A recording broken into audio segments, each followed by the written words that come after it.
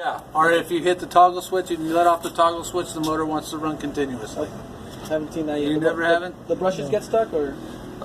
Basically, the mag switch here, one of two things can happen, okay? Either you have a short in the harness system, okay? So you have your ignition wire here. This is a green and white wire, and then pump number 1 has a black and white wire, okay? That's your ignition wire to energize this motor solenoid. What that does is, could you give me 2 motor solenoids off the table? It doesn't matter. Is the most troubleshooting, no? Huh? That's selling it. Yeah. It's one of our bigger one of the biggest problems I've seen. Perfect. Thank you, sir. So basically, you have your power cables, right? Okay. One power cable goes to pump number 1, one that goes to pump number 2, and they get connected right here. And this is your 12-volt supply circuit. Okay. This green and white wire gets connected to your ignition circuit. So basically, when you energize this circuit right here, it creates a magnetic force with a copper contact that magnetically connects these 2 posts right here. Okay. So that's how power transfers from this post to this post, which then goes to our motor. Okay, that's how we get power transfer. Oh, okay. So the magnet is what? So that copper plate. It's got like 10 magnets that go like click, click inside. Yep.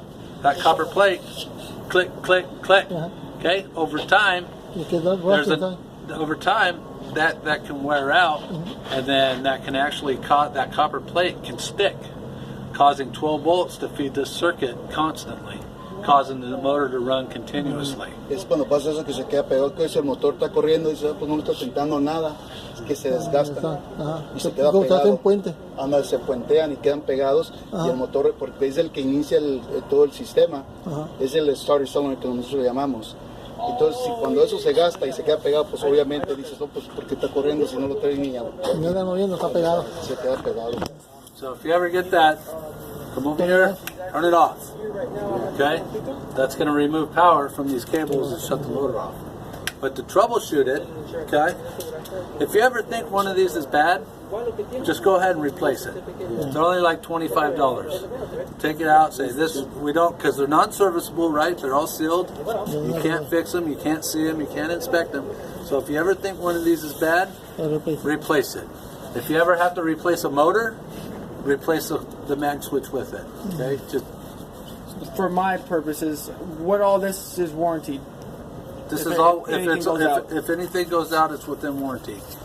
If it's an electrical short, there's a good chance it's warranty unless somebody put a screw through the harness, right? Oh, right, of course. If they put a screw through the harness, shorten it out, that would be warranty on the installers. You go back to them and say, hey, you guys sorted this out, replace my harness.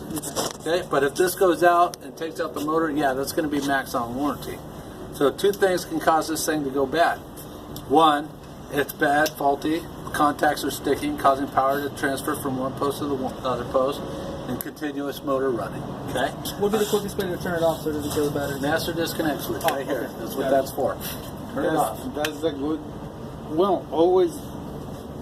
And most the lift gate has protection switch because they say testing the solenoid, we go with the screwdriver. I do that too. To do it, yeah. Okay. He's saying arc it, right? Yeah. Yeah, basically you jump the circuit right here, and that'll bypass the motor solenoid. It's better. Don't do that, 2 Luis. cables, no?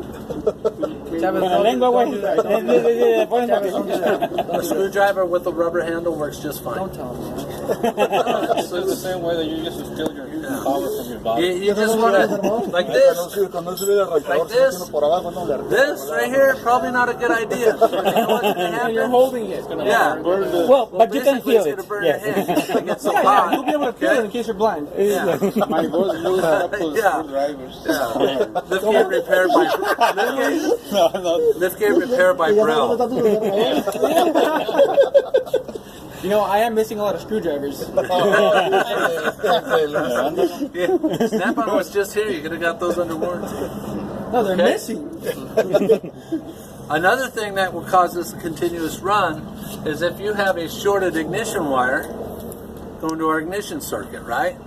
If that wire is shorted, that's going to cause this gate to this signal to energize, causing that magnetic switch to engage, causing the continuous run here.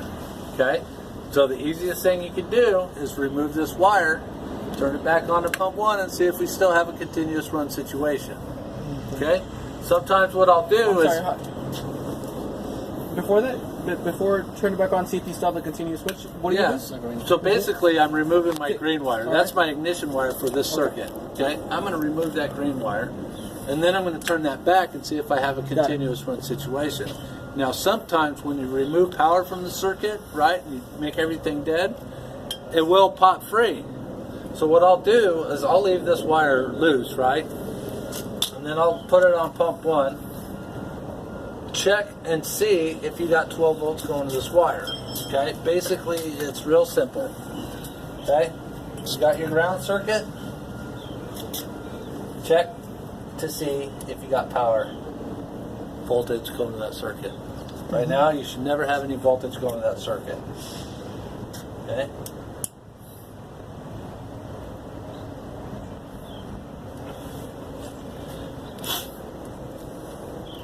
Put it back on there, run the gate.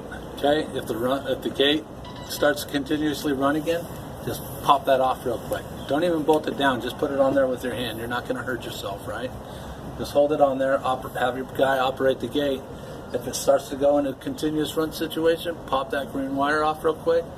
If the power goes away, boom, you got a short in the green wire circuit.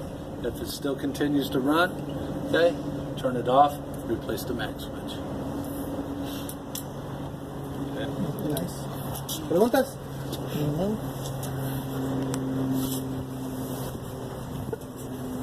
That wasn't even on volts. Sorry, guys. How's the sun treating you, Mike?